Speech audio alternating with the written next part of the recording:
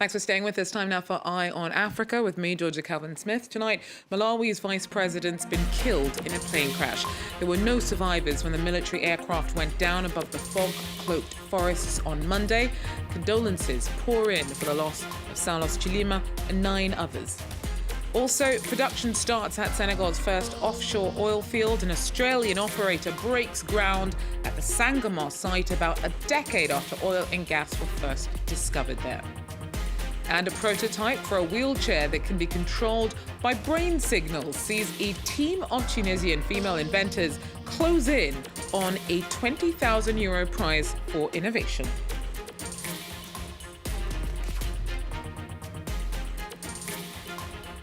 But first, the wreckage of the plane that had been carrying Malawi's vice president has been found.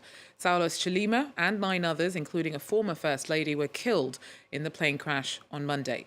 Before it disappeared, the military plane had been heading north towards the city of Mzuzu, but was instructed to return to the capital, Lilongwe, because of bad weather. Sophie Lamotte tells us more. Amen. A minute of silence and an emotional address to the nation for the late Vice President Saulos Chilima and the 9 other people who died in a plane crash on Monday. Words cannot describe how heartbreaking this is, and I am deeply saddened and sorry to inform you all that it has turned out to be a terrible tragedy. The army was scouring the jungle overnight. Difficult weather conditions, cited as the cause of the crash, hampered rescue operations. The wreckage was found in a foggy forest late morning on Tuesday. A national day of mourning has been announced. Chilima was a charismatic politician, right man to various presidents over the past decade, and particularly popular among the youth. We always have leaders who are also like parents, not to one person, not to 2, but to many communities too. So it is sad. He nonetheless remains a controversial figure, suspended from office in 2022 following corruption accusations. The courts recently cleared his name and he stepped back into his role as vice president last May. At the United Movement of Transformation headquarters, the party he founded in 2018, his supporters remain skeptical. They're demanding an investigation detailing the cause of the crash. We are looking forward to see to it that the transponder, which was supposed to be in this plane, where is it? Why is it that we are failing to trace it? President Chakwera is expected to name Chilima's successor. In the context of a coalition government, it's unclear which party that candidate will be picked from and how Chilima's sudden death could impact the upcoming 2025 elections, in which he was said to be a prime candidate.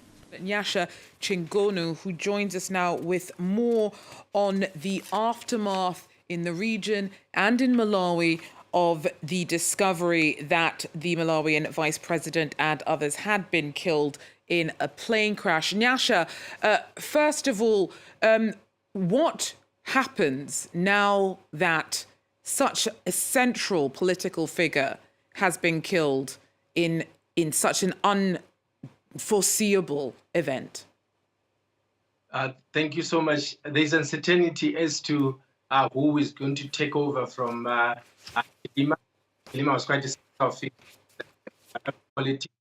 a kingmaker, they call him, right from 2014 up to the time of his death. A couple of names have been thrown onto the fray by political analysts, including Defense Minister Henry Mkandawire, whom they think could become the next vice president. But at the moment, I spoke to former Information Minister Mark Bottoman, who said that the prerogative lies solely on the president, who's going to pick the next vice president. But in the coming days, he's going to proclaim days or a day of next morning. He was also instructed that flags fly half-mast. So there's quite some uncertainty, but it's a general somber mood in Malawi and in the entire region. So Malawi is actually supposed to be heading into elections next year. What does this loss of Saulos Chilima mean for the country's political landscape? Okay, so Chilima was considered a kingmaker in Malawian politics. In 2014, he was robbed in by the former president, Peter Mutharika, so that he could charm the business community and the young people. And also in 2020, we saw him joining forces with the current president to form an alliance. But then along the way, they fell out, which meant that Chilima was going to stand as a presidential candidate in the next election. Now that he's gone, we are hearing that former President Peter Mutharika would want to come back onto the fray. He also, threw in his name for next year's election. The current president has been largely regarded as another performer, which means that is going to be a challenge on his presidency. So we are likely going to see another coalition also coming into the fray so that it forms the new government. Thank you so much for that breakdown of some of the political ramifications of the loss of Malawi's vice president in a plane crash. Now, more warnings about the destruction caused by Sudan's war have been voiced from around the world. The International Organization for Migration reckons that more than 10 million people have been displaced within the country over 14 months of fighting between the army and the RSF paramilitary. The US's special envoy to Sudan says that parts of the country are in a man-made famine.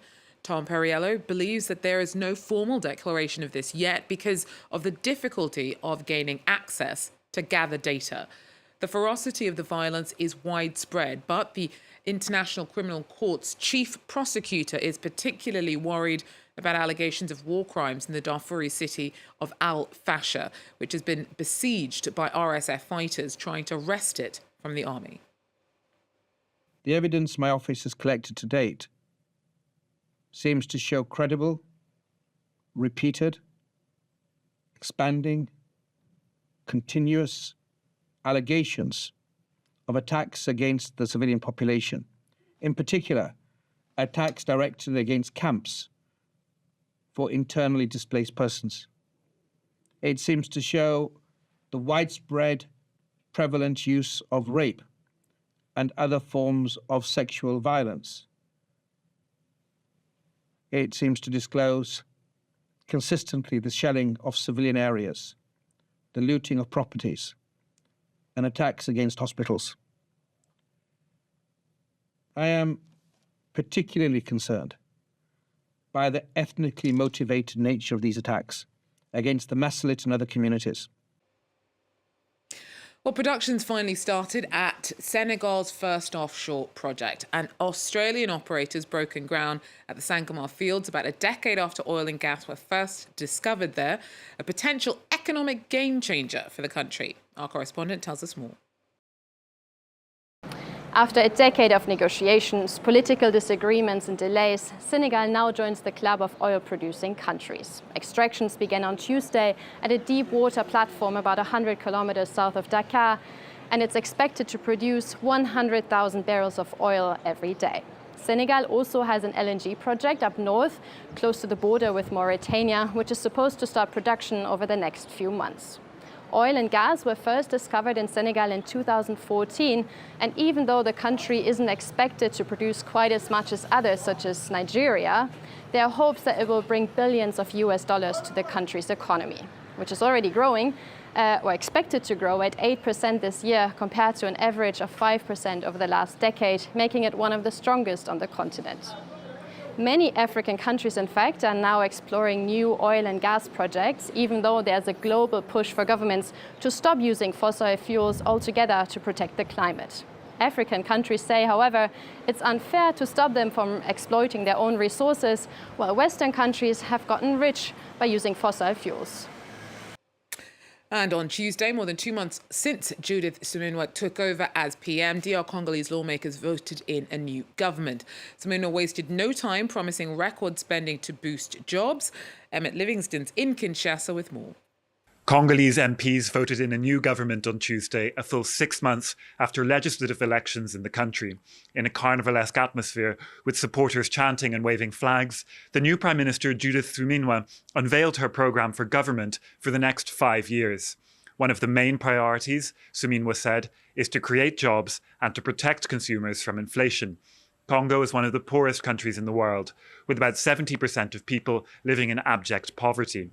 Rising inflation and the depreciation of the Congolese franc has made ordinary people's lives even harder than they already were. The political vision of the government's program is in line with the famous maxim, people first. Because the entire action of the government is focused on the Congolese people's interest. The Democratic Republic of the Congo is facing major structural challenges and ties that hamper its economy and its development, which have to be surpassed to ensure the economic emergence of the country. Suminwa, who was Congo's first female prime minister, proposed an annual budget of about $18 billion. This is roughly a 12% increase on the previous year's budget, which was about $16 billion. Besides creating jobs, Suminwa also said that the government would build thousands of kilometres of roads and improve airports, as well as devoting about 20% of spending on security and defence. With M23 rebels and other militia groups controlling swathes of eastern Congo, as well as deeply entrenched government corruption, Suminwa's government will have its work cut out for it. Emmett Livingston there for us. Now, a team of Tunisian women are closing in on a top prize for innovation with their design for a wheelchair that can be controlled by brain signals, voice command, or just facial expressions. The engineers have made it through to the final round with their design for the Movo Brain, shortlisted from hundreds of other submissions. And now they face just 2 other finalists in the race for the €20,000 prize. A wheelchair moving without so much as the touch of a finger, a simple glance, the blink of an eye, or even the magnetic waves from brain activity, sending signals to this tablet, formatted by artificial intelligence that pilots the chair. The idea of Movo Brain is to develop technology that would allow people with reduced mobility to control their wheelchair without even moving their hands. Even if they don't speak or their voice isn't very clear, they can still move and steer their wheelchair using their thoughts or facial expressions. Beyond giving people living with handicap more autonomy, the designers argue this chair could be a game changer for their mental health. Psychologically, it's very difficult to be dependent on someone. The idea was celebrated at the European Patent Office. Up against 500 entrepreneurs for the Young Investors Award, the all-female Tunisian team behind the startup is now amongst the 3 finalists of the competition. Final results will be announced early July, and they could win up to €20,000 for the innovation. The jury was also touched by the personal aspect of the project. I had an uncle who was in a wheelchair, and unfortunately he was totally dependent on others. So the idea came to me from there. I could see the need was right in front of my eyes. I talked to my friends and we decided to use this technology to help him and others in his situation. The startup says it will soon be delivering its first 4 smart wheelchairs to an organisation helping people with disabilities in Sousse, eastern Tunisia. Amazing. That, though, is all we have time for Eye on Africa. Thanks for joining us. Do so again. Till then, take care.